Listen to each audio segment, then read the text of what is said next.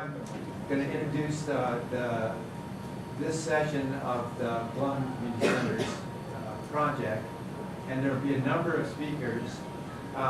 This is the folks that you just heard, plus a couple of our community partners that are here with us today. We'll hear from them as well.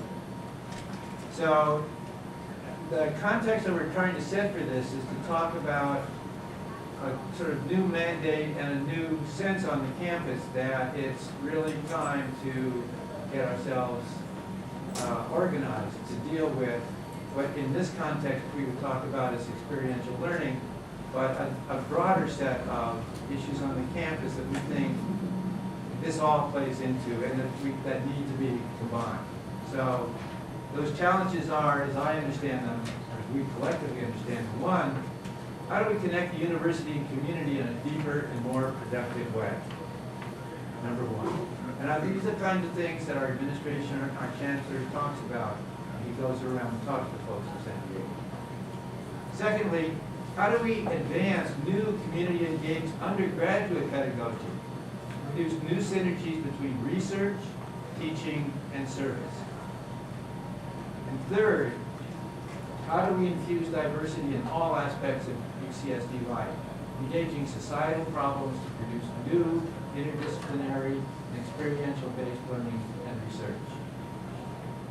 And the projects you're going to hear about today are an effort to bring together three different ones of those efforts, and then we'll talk about what we think we need going forward. So I'll turn this over to Fonna. So Mike sort of outlined a mandate that there's language on the campus right now about scaling up experiential learning, that university and community partnerships need to be deepened, and that we need to focus on diversity in these efforts.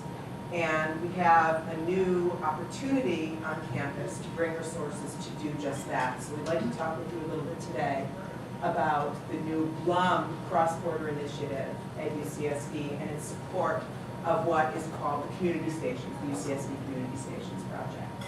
So just a little bit of background about Blum. So essentially, Dick Blum, you'll be here for a minute. Dick Blum was the president of the UC Board of Regents for many years, and when he left the board, he endowed a project, a very large center at Berkeley called the Blum Center for Developing Economies.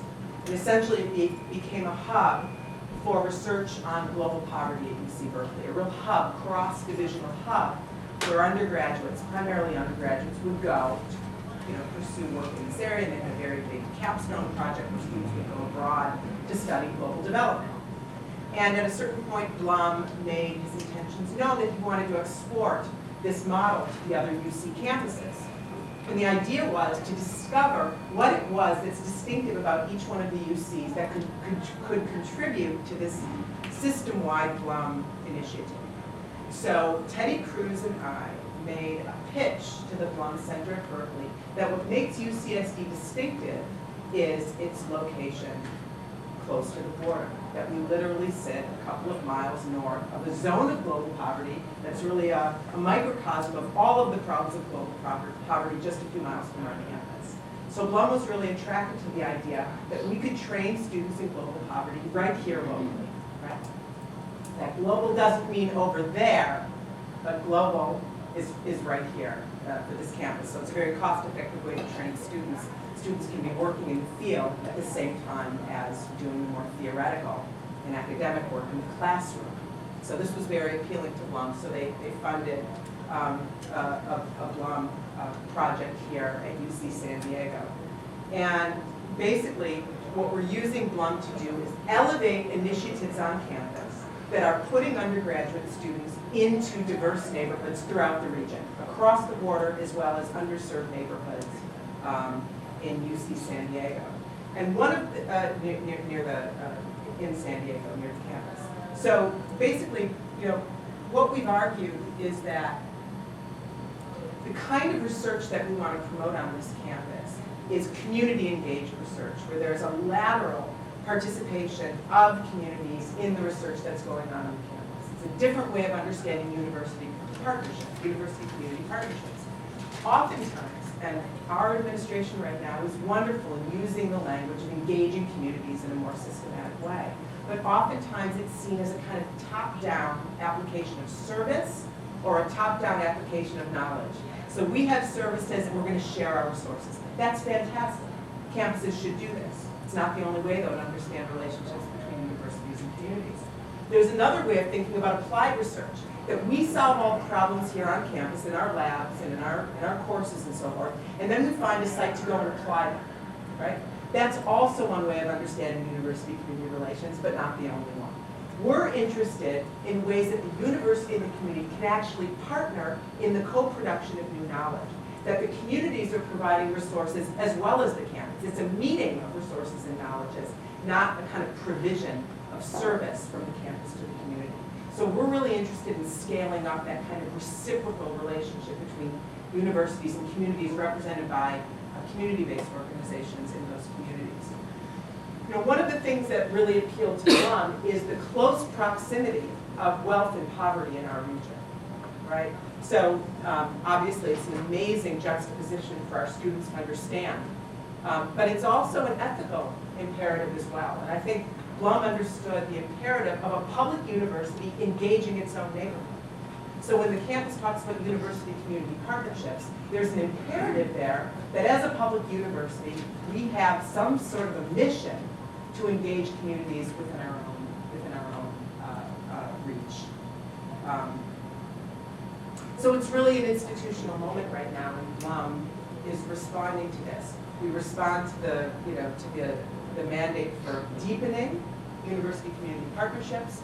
We respond to the need to scale up experiential learning, that students need hands-on practica in the field to supplement what they're doing on the campus. It's a resistance to the move toward MOOCs and large-scale learning, focusing on small-scale, hands-on, getting close to faculty, getting close to mentors in the field. And it also responds in a very interesting way to the diversity imperative. So generally, diversity is understood as diversifying on-campus demographics, which is absolutely important. But we're trying to expand the idea of diversity to engaging students in diverse, underrepresented communities in their neighborhood.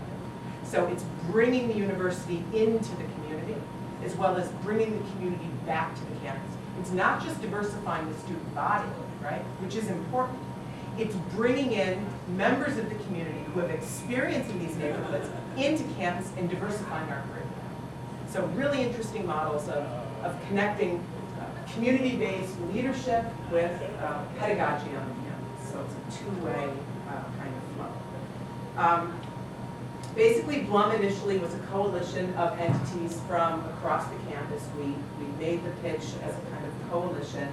The Center on Global Justice is the center that I direct, and representing primarily the social sciences, although it's a cross-campus ORU, but primarily social science research, connecting with the Center for Urban Ecologies in the Visual Arts Department, the Division of Arts and Humanities, Urban Studies and Planning in the Social Sciences Division, the Division of Global Public Health in the Medical School, and Cal IT2. These were the 5 initial PIs for the Blum grant, right there, the UCSD Blum Center. And basically our primary initiative right now is scaling up the UCSD community stations. And we're going to talk more today about what those community stations are, what makes them distinctive as a way of doing university community engagement, and the way these UCSD community stations are sending students in practica out into regional communities, working with community-based organizations on both sides of the border in sites of marginalization. So I'm going to turn things over to my colleague Teddy Cruz now, who's going to talk more about the community stations model and what makes it a distinctive way of pursuing experiential learning on our campus. I think Forman already summarized a lot of the issues here, so I'll just try to focus on trying to share with you the way the system works, the community stations themselves as a coalition, and what is the performative, let's say, procedure in engaging the communities and producing these knowledge exchange corridors. Again, Fonna already summarized much of that. There are 3 community stations. Every community stations will basically narrativize obviously what they do. And it's important to say that these community stations, while some of them have been working for years, they hadn't really synergized. And I think that this process that we began not only through Blum and in many other ways through our partnerships here is just simply conveying to the campus that while we are trying to engage into these new possibilities, this new campus mandate of being more proactive at being community engaged, this is what has been going on for years. So it's about framing or reframing the existing. So these community stations, at the end of the day, have been working for many years, and this has been an effort to integrate it into a visible system. The project in itself is, again, very directly producing a knowledge exchange corridor. At the end of the point here is what Fonna mentioned earlier. We're interested in the co-production of knowledge in partnership with very specific non-profit organizations and community-based practices across marginalized, underrepresented neighborhoods in the San Diego region.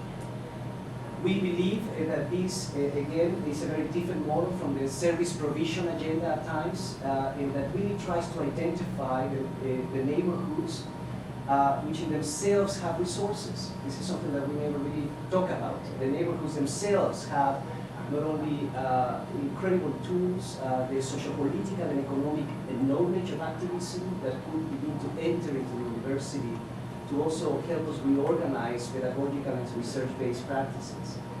These resources in the community obviously range from existing spaces, and many of our projects plug into existing spaces that the communities have, to be the field-based laboratories, the resources of communities in enabling political representation of the community, but also the task of mediation and facilitation. These entities summon the community.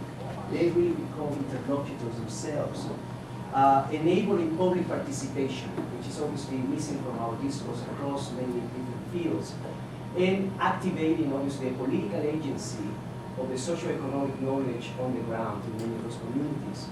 It is in these neighborhoods, and that's what appealed to obviously Blum and many of us that are trying to do this for years, is that it's in fact in this border region that we can find any imaginable issue at stake today in reimagining institutions. Here's where we found the real world challenges in their own environment to contextualize our own learning and teaching and our own research. They also provide a track record on real past projects and their performance to enable assessment and impact or the understanding of the impact of these projects. They also become partners in facilitating new modes of funding. And finally, I think primarily, at least in my personal view, many of these activities become the fantastic channels for transformation of urban policy today. While we have those resources in the community that we tend to ignore as an institution often here, we also are needing to visualize ourselves and our own resources that continue to be siloed and fragmented in this university. And we understand this as being research-based knowledge, obviously, across so many programs that continue to be in different times or invisible to each other. I shouldn't say indifferent, but invisible to each other. I think part of this task is obviously how do we connect this research-based knowledge of UCSD with the community-based knowledge found in these communities to produce this partnership. This program is about partnership. It's not a one-directional type of project. It's producing these two-way conditioned resources across campus into communities, but communities also entering into our own campus in this research exchange possibility, from which a variety of programs will begin to emerge. We'll get to that later, that are very specific for many of us in the community station. So this is the community stations framework. This is the way it works. What are the common features across the 3 community stations? Each, again, is in partnership with a coordinated group of community-based organizations on the ground. Each is committed to the principle of reciprocal knowledge production, the co-curation of that knowledge and its management. Each provides unique educational opportunities for experience-based undergraduate research focus on actual problem solving at times and physical transformations of the environment.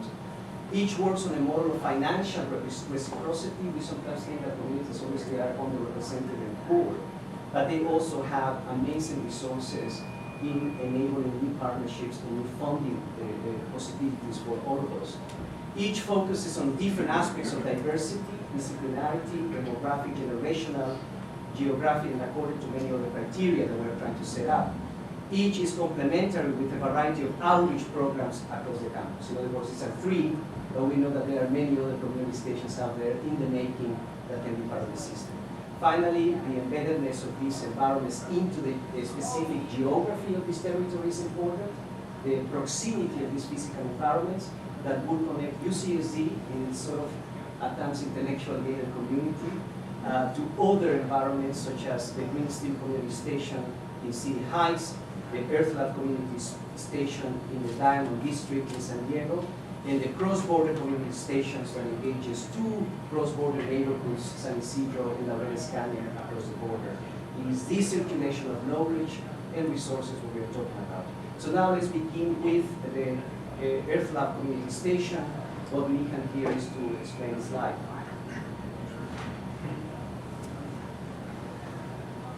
You're going to hear about three different instantiations of the community stations idea. And Sukumar and I are going to plus a little video clip from our colleagues from the actual groundwork station.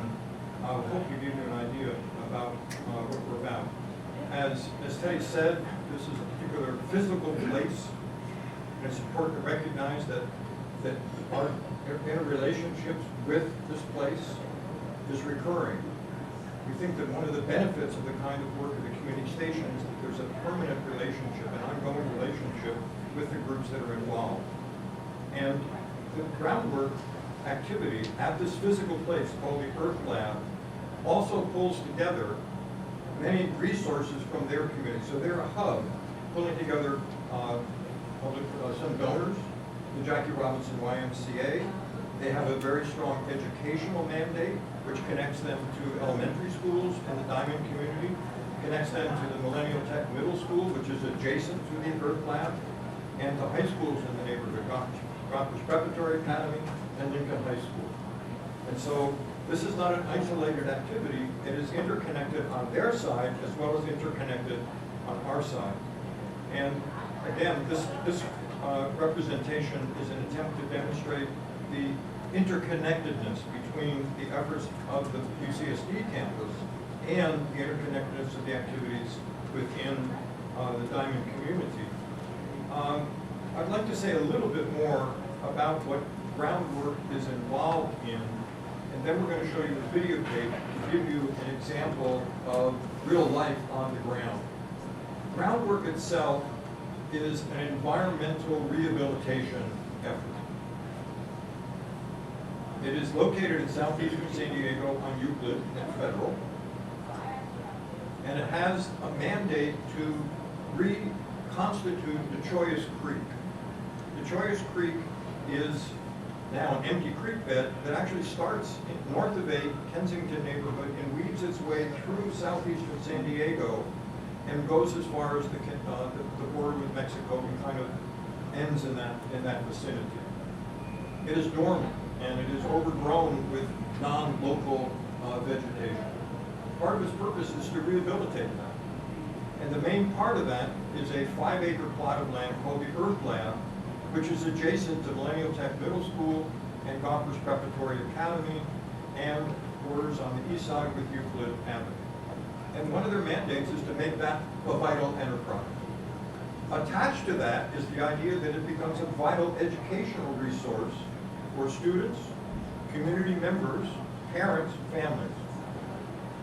So when reconstituted, there will be a walkway through this activity that will be built in such a way to be available to physically disabled people, think wheelchairs.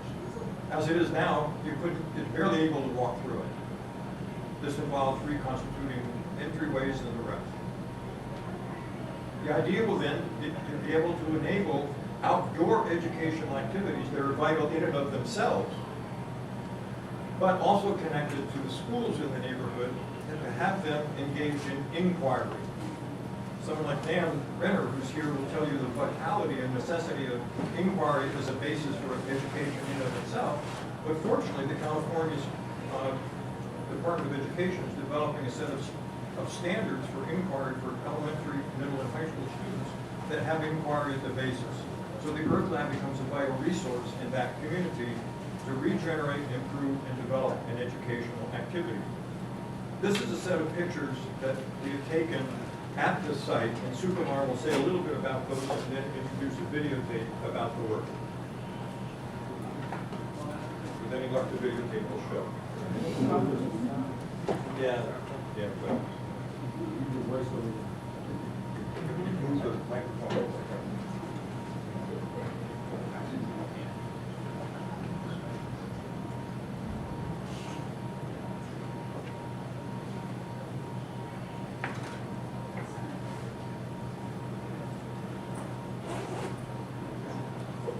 Well, that's going up. Let me just indicate what's on those slides.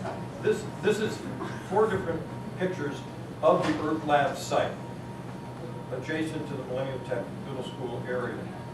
And this has been kind of a secret resource in the community. We held a really powerful hands-on laboratory activity for 90 elementary school students at the lab this summer, where they engaged in observation and description and writing in notebooks about their scientific observations. And one of the most telling observations by one of the 3rd graders and his mother was, I didn't even know this place was there. It is physically not visible because of where it is located. Traffic goes whizzing by on Euclid Avenue, and it's just overgrown. But the students had a wonderful time there, and another quotable quote from one of the kids that we love and we've captured and showed is that the student said, the time we had at the Earth Lab this summer is better than going to SeaWorld.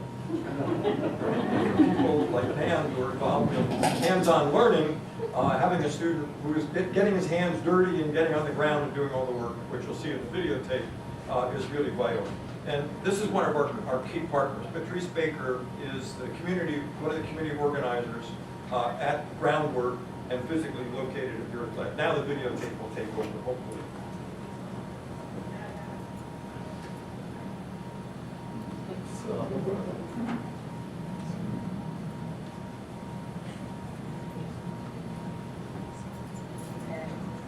Conversations about what we're doing for our environment come on. I sit there, knowing that it affected us, knowing that it affected me, when I was helpless, I couldn't imagine any way that I could make a difference in helping this planet to be preserved. Groundwork does that. Rather than talking about things, we get to show people. This is the place that cultivates life. This is the place that, here at this Earth Lab, that allows students to connect with the environment in a way that they don't get the opportunity to do anywhere else. And this is what Groundwork gives to us. We don't have to go miles away. We don't have to go down the freeway. It's right here. To know that these are the young people that we're helping to develop to make decisions for us tomorrow is very fulfilling. That is one of the biggest things for me because it's equipping us to say we can make a difference right here in our community. It's up to us, and it's doable. Earth Lab is really unique because it is in the middle of urban sprawl. It's adjacent to a freeway, and it also is part of one of the most impacted watersheds in San Diego, the Choice Creek watershed. And so when kids come here, they can actually see the impact the choices they make at home and their family makes on spaces like this that do exist within pockets of the urban landscape. We're starting early in Earth Lab, but we're hoping that it's starting early. Students not only build stewardship for this land and thinking about their choices that they make at home, but also in their own conversations with their friends and their community and their family, and taking more ownership and stewardship over the choices their community makes.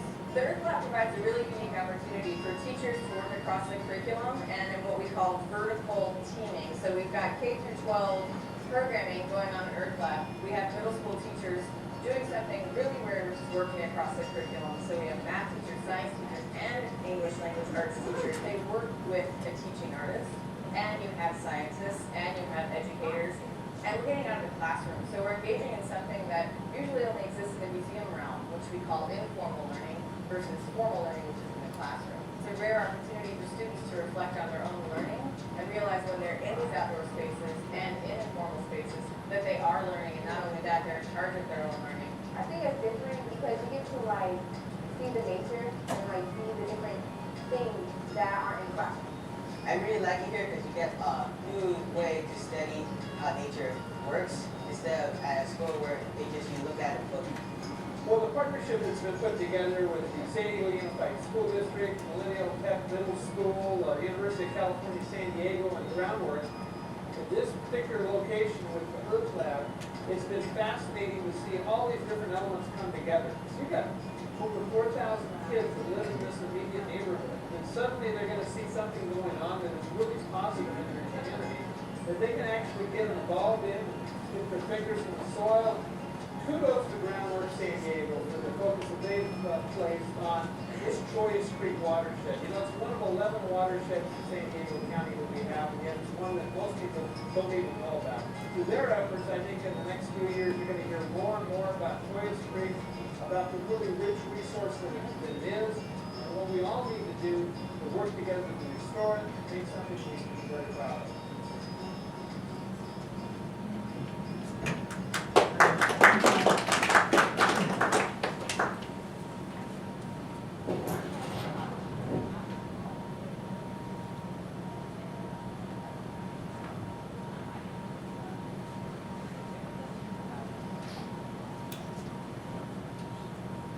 So I just want to share with you the kinds of activities that have been going on over the last almost 2 years that we've been engaged with the Earth Lab.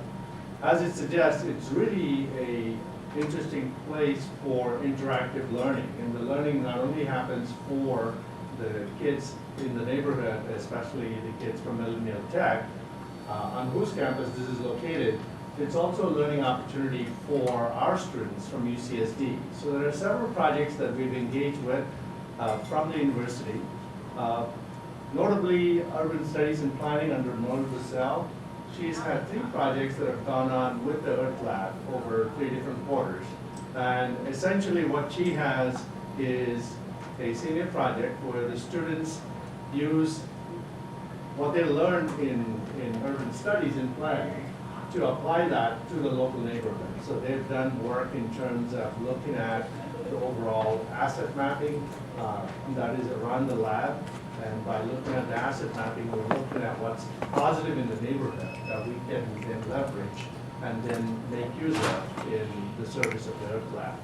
So this was, first project had to do with really looking at how we can locate all the different entities that would be involved in the Earth Lab and create sort of a strategic planning framework. So who are all the partners? We're all located within 1 mile. We're located within 3 miles and so on. So the urban planning students put that together and created a wonderful report that was then presented to the board of Groundwork San Diego.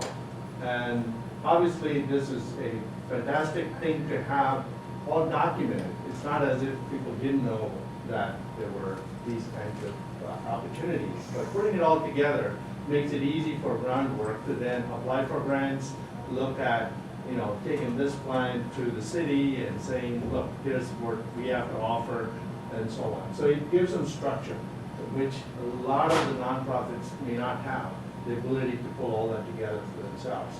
So that was a wonderful contribution. The second project that they did was to look at Choice Creek as a whole and look at the demographics of all the people who live around the creek and what would it take to rehabilitate this overall. And then what is the plan for from the city to do that, and then trying to match these up. So these are a couple of very interesting projects from urban studies and planning. The Jacobs School of Engineering has a Global Ties program, which I'm part of, along and working with Mandy Bratton, who's the director. And we've really adopted Earth Lab as one of the projects, one of the customers that we have. And the way this program works is that we treat Earth Lab as a customer. The engineering students are learning how to listen to the customers and look at the end users, and how do you design something that is a solution to the problems that are being expressed by the customer. So we have Leslie Reynolds, who is the executive director of Earth Lab, visiting the college and sharing with us what are all the issues that she has to deal with. How is she trying to bridge the gap between what exists at the school and the Earth Lab? So this connection to be made between the classroom and sort of the outdoors. And how do you connect the curriculum, the core curriculum, with this experiential learning? So we want to kind of be sure that those needs are well expressed, and the job of the students is to capture that and then be able to then move forward with potential solutions. So the engineering students are building two kinds of things. One is an actual prototype. So they're building things like a miniature solar house in which students can walk in and understand solar energy, be able to understand the difference between various different kinds of bulbs, incandescent versus fluorescent versus LEDs, and how much energy it takes to light up something. All those things are possible. And then projects like building a solar oven, projects like building a sound wall. As you saw, this is located right next to the freeway. So how do you build a sound wall? There's a lot of disturbances that occur both physically and mentally because of the sound pollution. So how do you deal with that? And as part of their experiential learning. And the San Diego Science Project, Christina Trecha, who is part of PDS as well as the Create Now, is really bringing together elementary school students at the Earth Lab, which did that over the summer, and engaging them with what's actually happening on the ground. So again, training the teachers how to really have them explain the various different ecosystems that exist within this 4-acre parcel of land. So again, I kind of went through all this. I'm going to not go through it again. But basically, over the last couple of years, we've been working on these various projects from Create, from San Diego Science Project, from the engineering school, as well as from urban studies. So with that, turn it over to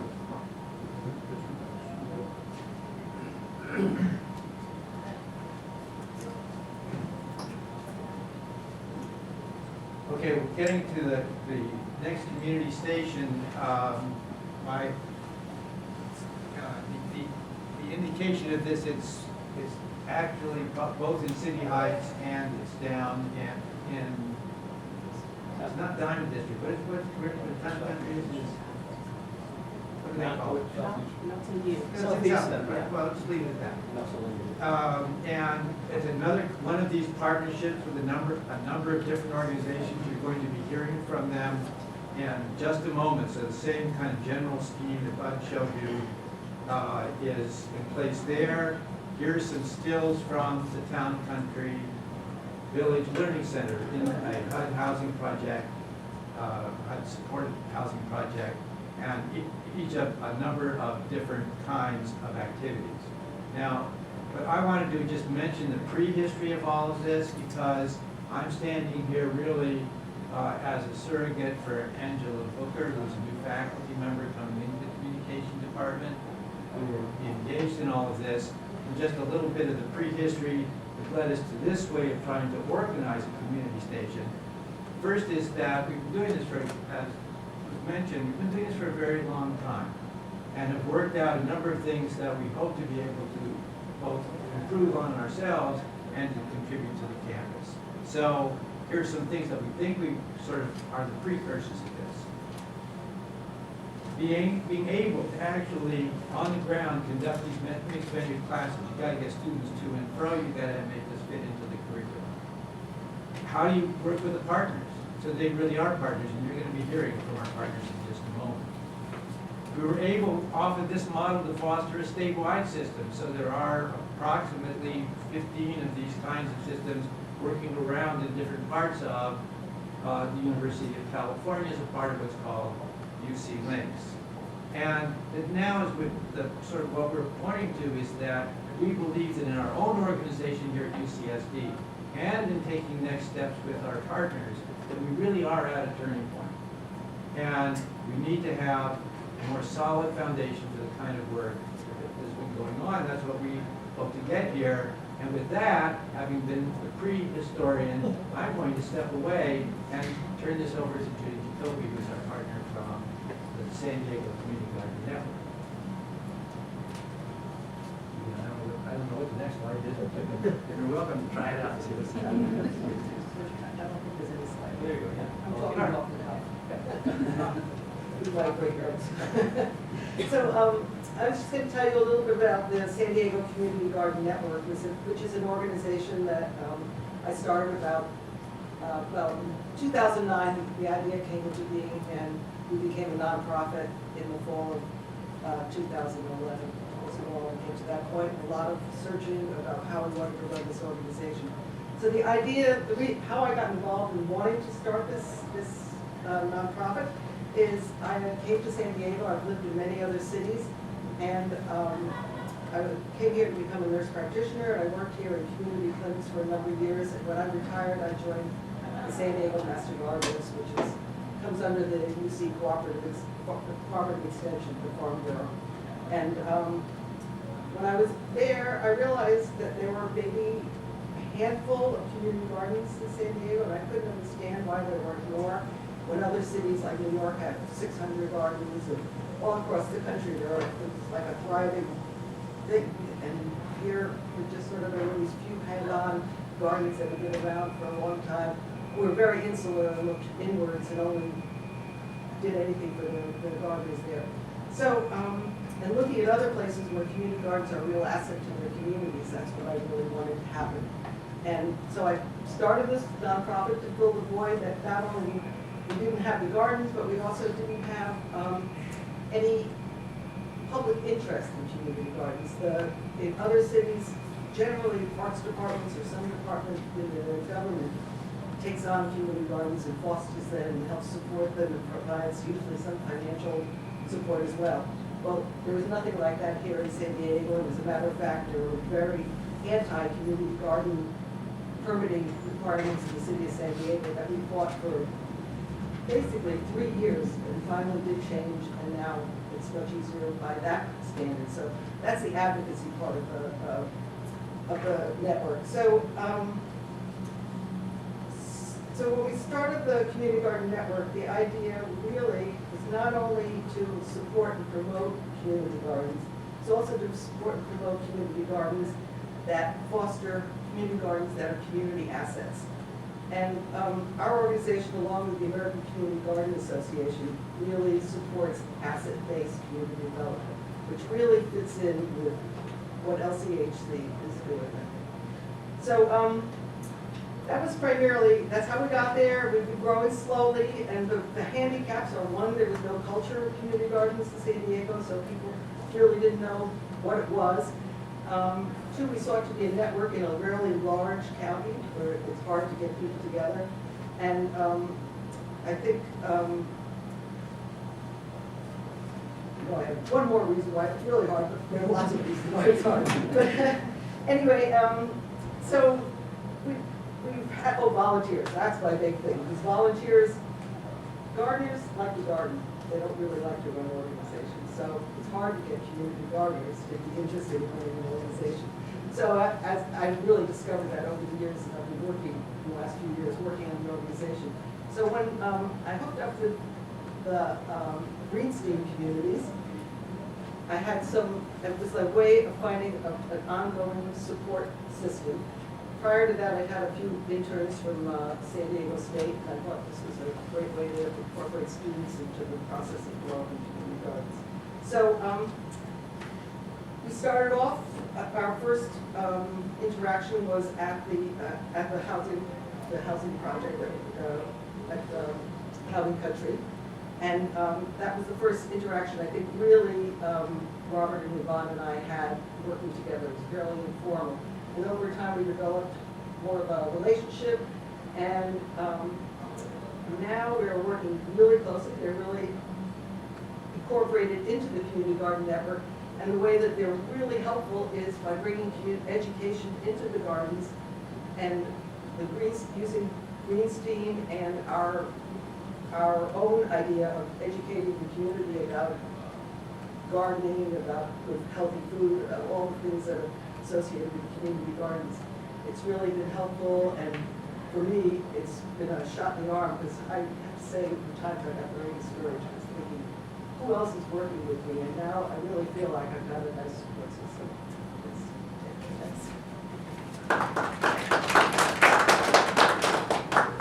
My name is Lecusay, and I've actually got my foot in both worlds. I'm a lecturer in the communication department and human development, and I teach a practicum course. And I work with Judy and Mehan in the San Diego Community Garden Network, implementing the educational component, which is green STEAM communities. So we had this diagram because one of the things that we really wanted to emphasize when we're talking about university-community partnerships, it's not a binary. We think of it as a trinary. There has to be a community organization that helps mediate this relationship between the community and the university. So in our particular case, it's the San Diego Community Garden Network and the Green STEAM Initiative that is doing this mediation between the community and the university. And so on the university side, we have LCHC, and we have the communication department and human development, and we work with UCSD Extension as well, to create practicum classes and extension courses that are taught in the community that invite community members to participate alongside undergraduates. And so the two projects that we're going to be talking about today are one project that we're implementing in Kearney High School and another one at Town and Country Community Learning Center. I think Mike has already introduced the basic site. Town and Country Learning Center is located in southeastern San Diego. It's in subsidized housing. It's in a community center that's open to all the residents in the community center. So we have adults and kids there as well. And what I'm going to focus on in my discussion here is basically the undergraduate experience of the practical coaches. So we send undergraduates here to Town and Country Learning Center throughout the week. And we're not just doing what you would typically think of as after-school activities. It's not just homework, help, and school activities, but we do gardening. We also do multimedia projects and STEM learning. And we also incorporate ourselves into the local life in the center. So we do fundraising and we do cooking. And the really important aspect of this relationship is that the partners in the community actually participate in the class. So Ms. Beverly, for example, calls in once a week into the practicum class and speaks with the undergraduates. We have a conference call so that we can figure out what are we going to do during the week and what are the kinds of projects that we want to engage in over the course of the quarter. So there are three. This is an educational ethnography class. So what the students are learning is basically how to document, analyze, and communicate about their experiences at the site. And the core way that the students document their experiences is through field notes. So what we have is a field note database that has, up to this point, about 25 years worth of field notes for the students who have been doing this practical course. So I know you can't read very much, but I just wanted to give you a basic flavor of what the interface looks like. So students submit their field notes within 24 hours of going to the site. What you see up at the top of blue is the student's field note, and at the bottom, the TAs and the instructors and other students get to comment on the field notes of the students. And so the field notes become the basis for students' final projects. So this is a key piece of evidence that the students use in order to write up their final projects in the final case. So it's not just writing papers. It's also, students also document their experiences through video and through documenting what the students do on the computer. So a lot of the activities at the site have to do with education and games. So this is an example of screen capture from a research paper that looked at how students learn from one another, how the undergraduates and the kids learn from one another as they're playing logical problem-solving games. So this was actually an interactional analysis. And another experience in this one is an uncomfortably productive experience that the students have, the undergraduates have, is since we get funding from the UC Links statewide project, they ask us to do learning evaluations of the kids at the center. And they ask us to do it in a quantitative way by rating. So we ask the undergraduates to do this. So the reason I say it's uncomfortably productive is because the undergraduates are learning how to do qualitative assessment of the kids. But now we're asking them to do it quantitatively, so they're getting to see some of the problems with doing this. All right, so I should be moving along. And they learned, I was talking about basic. Yes. The one, We're still- yes. We're still. And on that note, what I'm going to do is let me just quickly show you a video. So one skill is being brief. And can I pause the microphone? Yeah. So this video is going to give you a flavor of the kind of collaborative media projects that the kids produce with the undergraduates, and at the same time it gives you a flavor of what they do at the center. It's really small.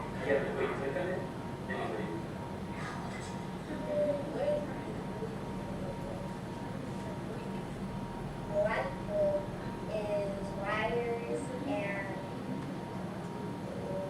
oil. This is it.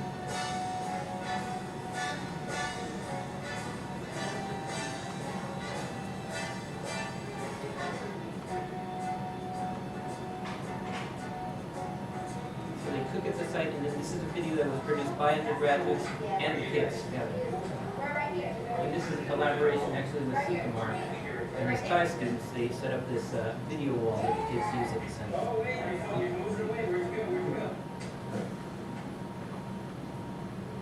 And this was a geography project that evolved from an elementary school homework project, and they turned it into basically a video newscast about geography. But before that, I'm going to tell you the most common foods for California. They are walnuts, garlic, figs, and avocados.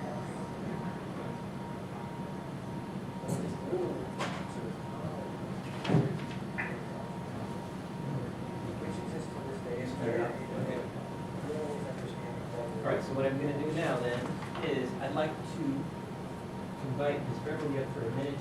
I'd like to get her take on the pros and cons of having undergraduates at the site. And then when Ms. Beverly is speaking, we're going to invite Yvonne up to talk about our Kearney project. Well, let me start with the good stuff. The good stuff is that the kids are able to interact with actual students. I know that we were all very hesitant in the beginning of the program, but over the years, what I've learned to hear all the time from the kids is that college is attainable.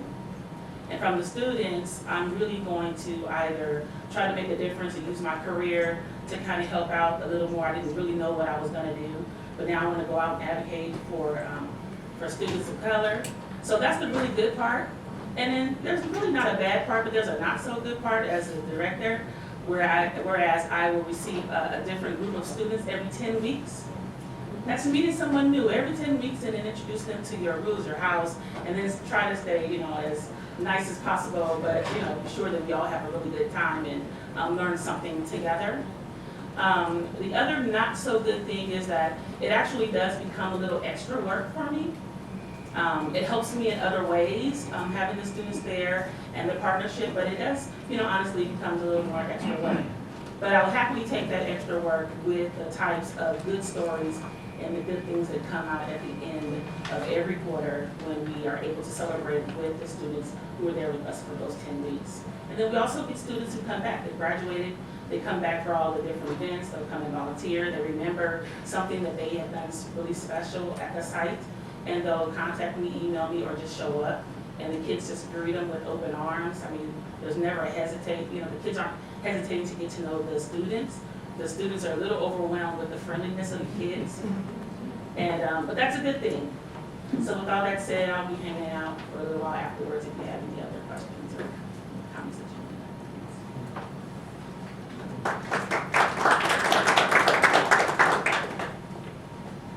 Okay guys, so we are basically out of time, I'm being told. So instead of showing you the activities at Kearney High School, what I really want to do, sort of my main closing remarks, is to reflect a little bit on this presentation.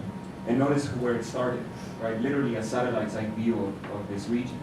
And all the way down to actual community members talking to you about the day-to-day challenges of coordinating across very disparate systems, right? The timescales of a quarter system, what that sort of implies with coordinating with community members. In terms of being able to think of gardens as places for learning, if it weren't for all the activity and all the activism that led to restructuring San Diego's permitting process, stuff that was not UCSD's involvement, it was community involvement, we would never be able to do this either, right? So this is part of fleshing out what it really means to look at what community brings to the table and rendering it visible, right? And so those are things that are both enabling but challenging at the same time. Part of this presentation almost sounds like a family conversation, right? So I think that those things are worth taking seriously, right? The change in tone that happens when you go from one scale description to another, and the change in words and the concepts. All of those things involve translation across different kinds of borders, and I think it's worth reflecting on those challenges for UCSD. Thanks. Basically, the cross-border community stations is the newest station from the system. It engages, as I had mentioned earlier, two marginalized neighborhoods on both sides of the checkpoint, the border itself. San Isidro to the north, which in many ways in this station we call that neighborhood the first immigrant neighborhood from Latin America into the United States. And to the south, a canyon, which is part of the watershed system, the Tijuana River watershed system. I call that the last slum of Latin America against the United States. Very fundamental laboratories to rethink a variety of issues of pressing urgency today. So those two neighborhoods become the sites for these community stations, again in partnership with the two most important non-profit organizations working within those communities, Casa Familiar, and I appreciated that Robert mentioned it very clearly, that these agencies are mediating agencies.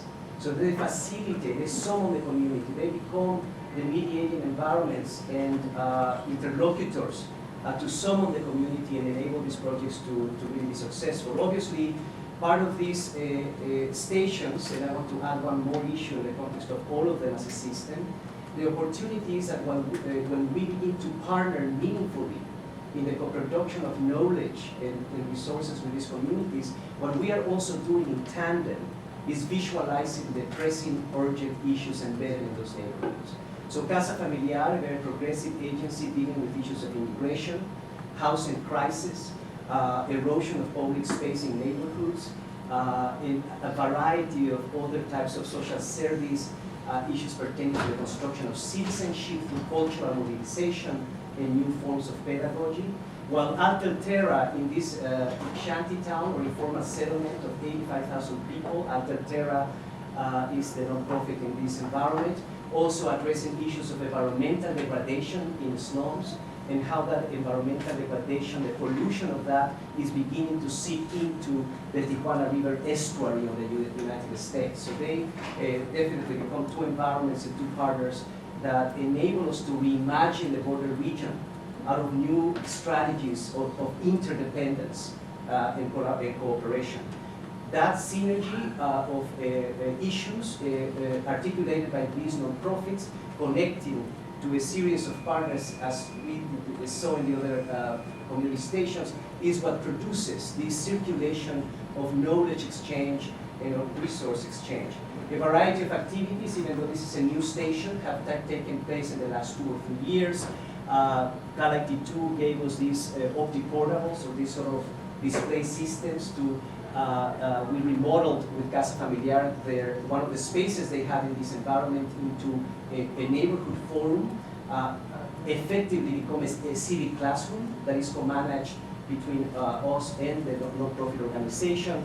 A variety of programs on the ground as well. We're very much interested through this community station at the border to really raise the issue of how immigrants have begun to alter the homogeneity of San Diego neighborhoods, offering interesting clues as of how to transform urban policy today, the impact of immigrants in the transformation of American neighborhoods, equal to the possibilities found in that shanty town where it recycles, these environments recycle the waste of San Diego to construct very interesting modalities of housing. We've been interested in the co-production the co-production of visualization systems that can enable with the students and with the communities to begin to understand in more accessible ways very complicated information about urban policy. What is density today? What is land use? What is mixed use, etc. So we've been working in co-producing new housing conditions with this community and the visualization projects that can again raise awareness in the community about land use across the border. Very interesting possibilities that our art students in the visual arts can enable the production of a new visual literacy, games or performances that enable the youth in these neighborhoods in collaboration to produce new types of visuals to make policy accessible. And one gesture that became fundamental for us a year and a half ago was that these two nonprofit organizations in ourselves here at UCSD co-produced a performance enabling us to transform a drain at the border, the convenience of Homeland Security to let us transform it into a 24-hour official port of entry between the estuary in the US and the shantytown in Mexico.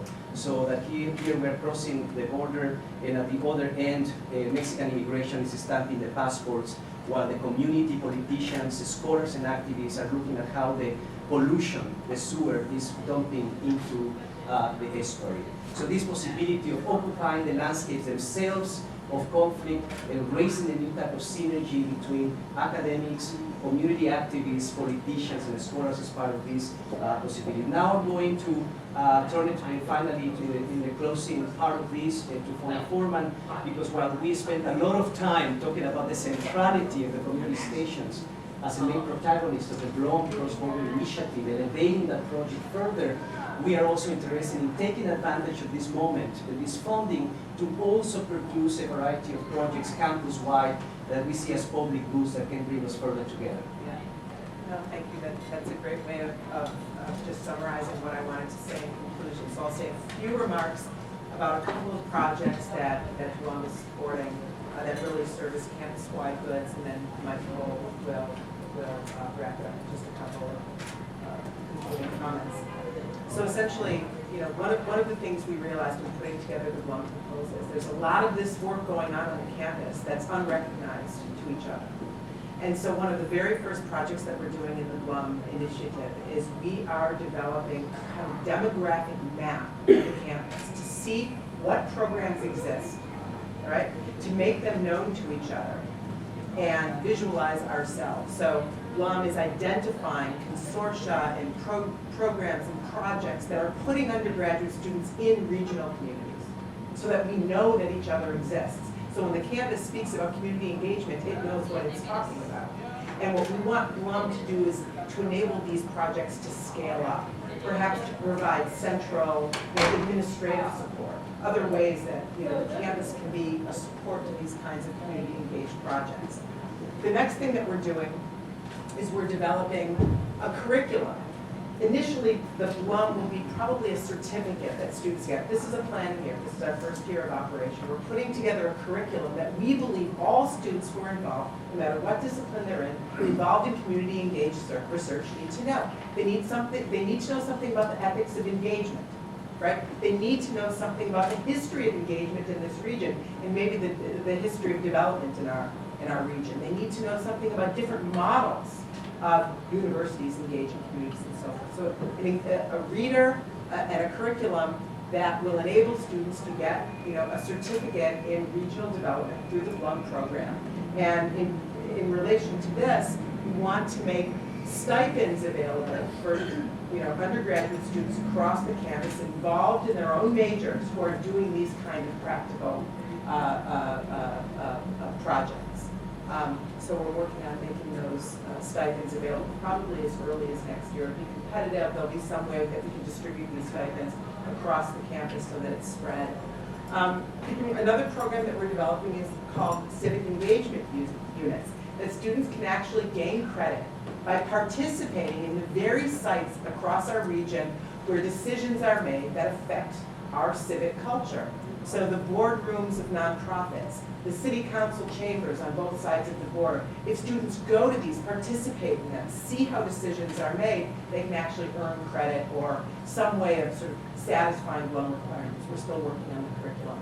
And then finally is the Public Scholars Program, where we will be inviting community-based leaders to the campus for a period of time, probably a quarter at a time, to participate in campus activities, bringing community-based knowledge into our classrooms, working with students, working with faculty, and simultaneously that nonprofit organization would then become a focus of undergraduate study during that quarter, and it would create a very nice exchange.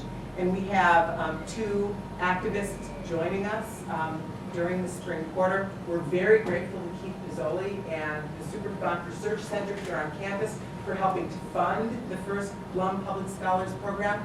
We're bringing Andreas Scarepa, the CEO of Casa Familiar in San Ysidro, and Oscar Romo, the director of Alter Terra, based in the Los Laureles Canyon, to come to campus not only as our first Blum Public Scholars, but also to participate with us in the development of the curriculum, so that it's truly a university community derived curriculum. So, can I just mention very briefly, while many of us have been talking about communities and this engagement, and some of us through years have been engaging in very concrete characters and activists as we saw today presenting, very seldom they come to campus to co-produce content, to co-produce the curriculum. So part of this Public Scholar Award and these 2 activists, Oscar Romo has been part of our community. He's one amazing leader in this shantytown in Tijuana of Laureles. But Andreas Scarepa from Casa Familiar, while being one of our partners, has never really been here to really work with us. So thanks to Keith Pizzoli and the efforts that many of us have been trying to advance. And now in the spring quarter, she and Oscar, together with our cross-campus curriculum committee, we will begin to fine-tune the content of the community stations in terms of actual pedagogical content, but also make them participate in rethinking seminars and all the types of workshops that engages their knowledge as well to reorganize our own epistemologies and educational and teaching methodologies. So now, in the conclusions in the voice of my co. Yes. Like telling you that he's all has a couple summary remarks too, and we're right at the end of our time. I think that for me, the major takeaway lesson from this entire exercise is there are a lot of people on campus who can sympathize with what it is that we're trying to do, many of whom have tried to do similar kinds of things to what we're trying to do. We're very excited that Blum has it in his portfolio, trying to help the campus to start to bring together all of these disparate parts. If we do not bring together these disparate parts of the campus and overlay them in a very clever way, there will be no money to do this. If there continues to be unfunded mandate to do this kind of stuff, it will descend right back to where it was in 1981 when I started to do this, and there are people on this campus who have been doing it for longer. So this is a moment, it has to be brought together. I'm grateful that Blum is doing that, and I hope the rest of the campus will find a way to help them, help the rest of us get working.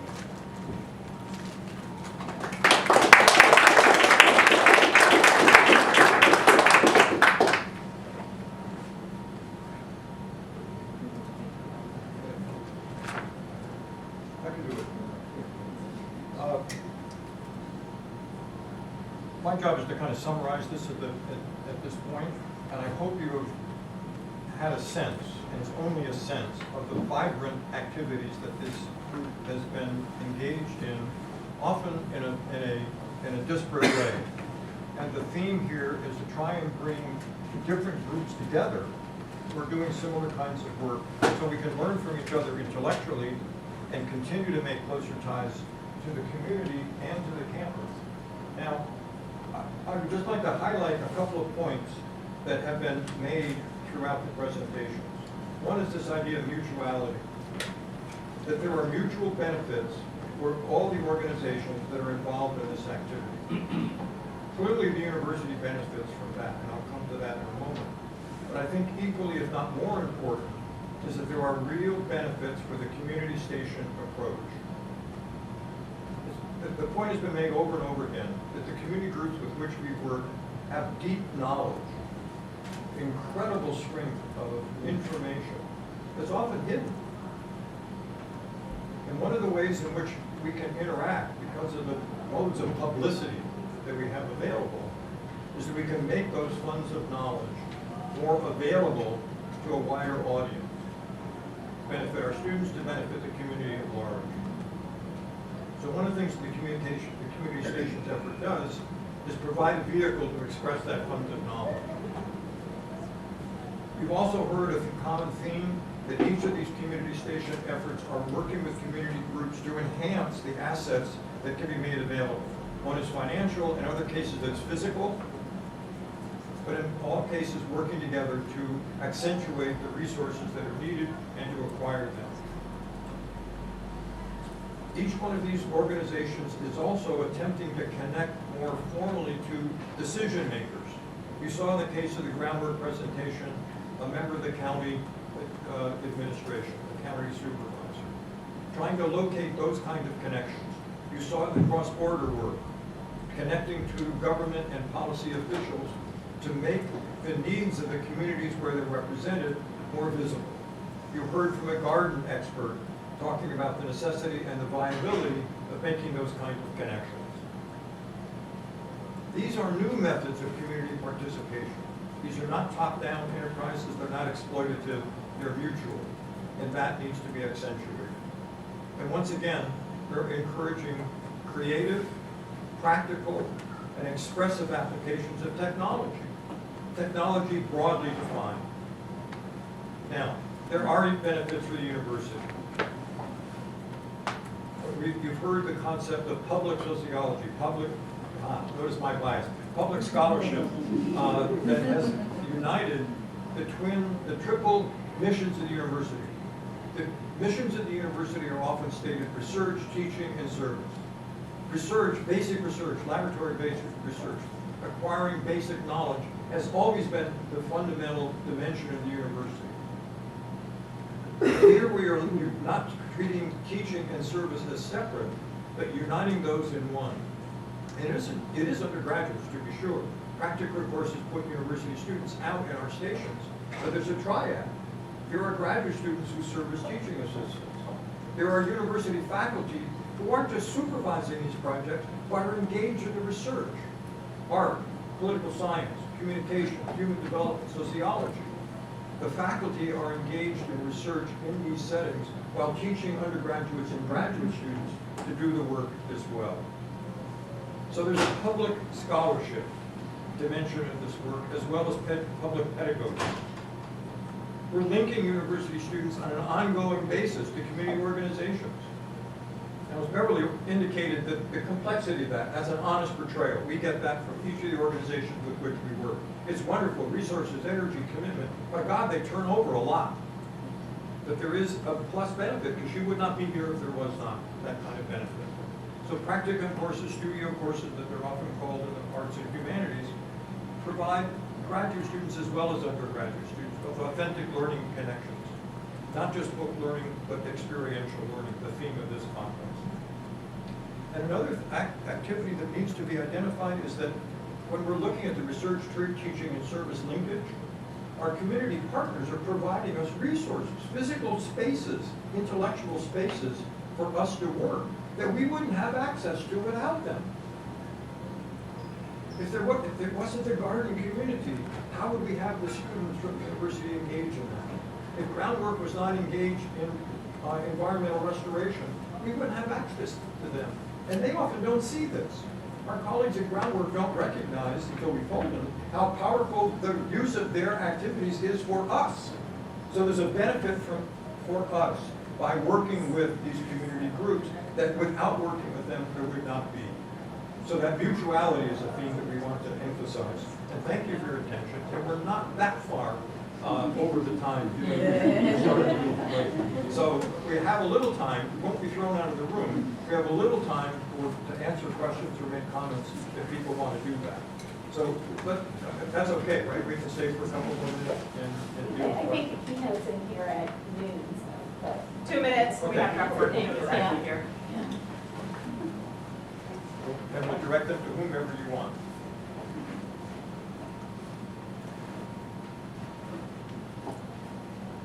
Can you talk about what you're doing with the students from these communities to create a pipeline to access the university when they become ready for college? Yeah. Is there communication with the admissions department? Is Well, there- yeah, that's not an explicit portion of the work. That gets done kind of in and around activities, but and also different groups have different ways of dealing with it. Some of this is is connected to schools, like the Earth Lab is right next to Millennium Tech Middle School, a public school right on the space and right across the street from Gompers. And so when they're interacting there, inevitably the kids say, "What do you guys go to the university? What's the university like?" And so they get engaged in a little tutorial. They're like, "Well, what course did you have to take to get?" And so they have that kind of activity. We have, in fact, brought formal representatives from the admissions department and EOP and places like that. But frankly, that has not been the core mission of these activities. Like the first school and campus, that's definitely concerned with, getting kids prepared to go to college. But these are more general goals of the activity. I think it's also, there was a mention earlier on that in the work that we're doing, the work that Yvonne Tyson is showing in Turning High, is a partnership with Extension. Extension is giving UCSD credit to the students who are engaged at Turning High. So I think that's, when I was saying before about how a lot of things have to be brought together, that's one of the things that has to be brought together. Giving credit if a student takes something in one division versus another, that they get credit for having done this kind of work on campus. That's another thing that has to be worked out, where repeating each of these things individually means that the overall overhead crushes the enterprise in the long run. So some way of being able to get more efficient, better coordinated, strike me as, that's what needs to be done, and hopefully we're on the road to doing it. To follow up on that point, connected to the Earth Lab through groundwork is a high school volunteer group called the Green Team. These are high school kids who volunteer to work at the Earth Lab. We're working on getting extension accredited because we're developing a course that goes along with it, that would be acceptable to the university when they get done with the seminar and do the field work and the field notes. That would be a specific example. Mike and that crew has already started that. I think we need to wrap it up. The slides will be online, hopefully. Thank you so much for